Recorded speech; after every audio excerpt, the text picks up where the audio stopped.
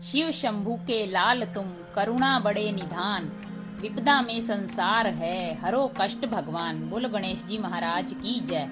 शिष्य वही जो सीख ले गुरु का ज्ञान अगाध, भक्ति भाव मन में रखे चलता रहे आबाद। बोलो गुरुदेव महाराज की जय। आज हम षोडश अध्याय का श्रवण करेंगे। आइए प्रभु श्री गणेश जी महाराज और गुरुदेव के चरणों का ध्यान करते हुए पाठ प्रारंभ करते हैं। 16वां अध्याय। कार्तवीर्य कहने लगा कि हे भगवान, वह राक्षस कौन था और कांचन मालिनी कौन थी?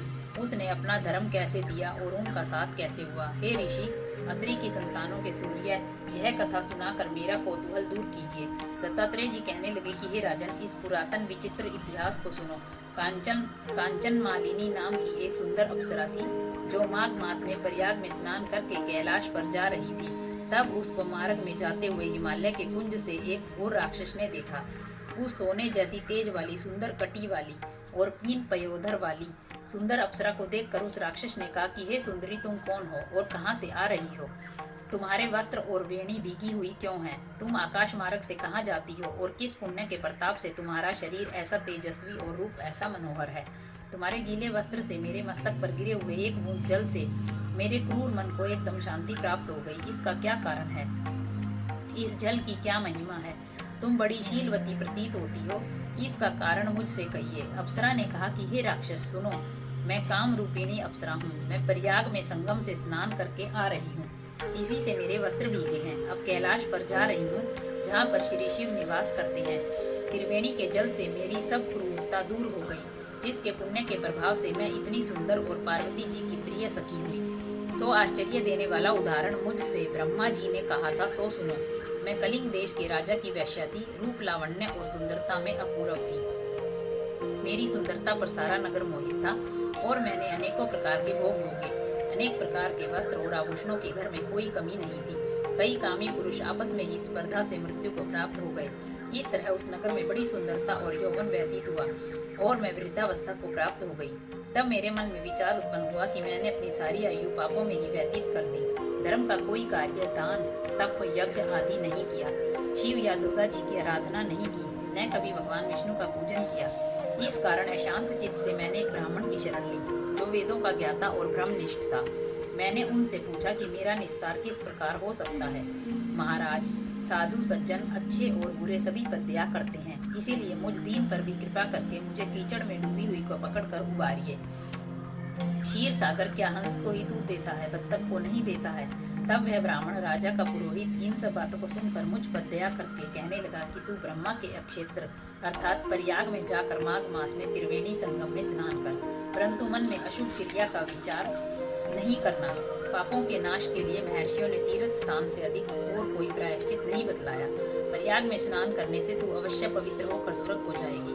हे भामिनी, पुराने समय में गौतम ऋषि की स्त्री को देखकर इंद्र ने काम के वशीभूत होकर कपट वेश से उससे भोग किया, इसीलिए ऋषि द्वारा शाप दिया गया और उसका शरीर अत्यंत लज्जा युक्त हजारों भगों वाला हो गया। तब इंद्र नीचा मुंह करके अपने पाप कर्म की बुराई करने लगा।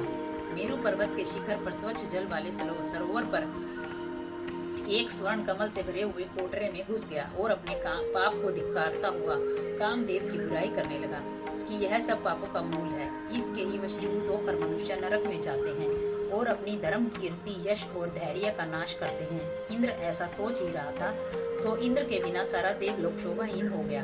तब देवता, गंधर्व, किन्नर, लोकपाल इंद्राणी के सहित बृहस्पति जी से जाकर पूछने लगे कि महाराज, इंद्र के न रहने से स्वर्ग ऐसा शोभाहीन हो गया है जैसे सतपुत्र के बिना श्रेष्ठ कुल। इसीलिए स्वर्ग की शोभा के लिए कोई क्रिया सोचिए। इस विषय में देर नहीं करनी चाहिए। तब बृहस्पति जी कहने लगे कि इंद्र ने बिना सोचे विचारे कर्म किया है, उसका फल भोग रहा है। सो वह कहाँ है, मैं यह सब जानता हूँ। फिर गुरु जी ने सबको साथ लेकर स्वर्ण कमलों से युक्त बड़े सरोवर में इंद्र को देखा, जिसका मुख मलिन और आंखें बंद थी। तब इंद्र ने बृहस्पति जी के चरणों को पकड़कर कहा कि मेरा इस पाप से उद्धार करके आप मेरी रक्षा कीजिए। तब बृहस्पति जी ने इंद्र से कहा कि प्रयाग में स्नान करने से ही तुम पाप मुक्त हो जाओगे।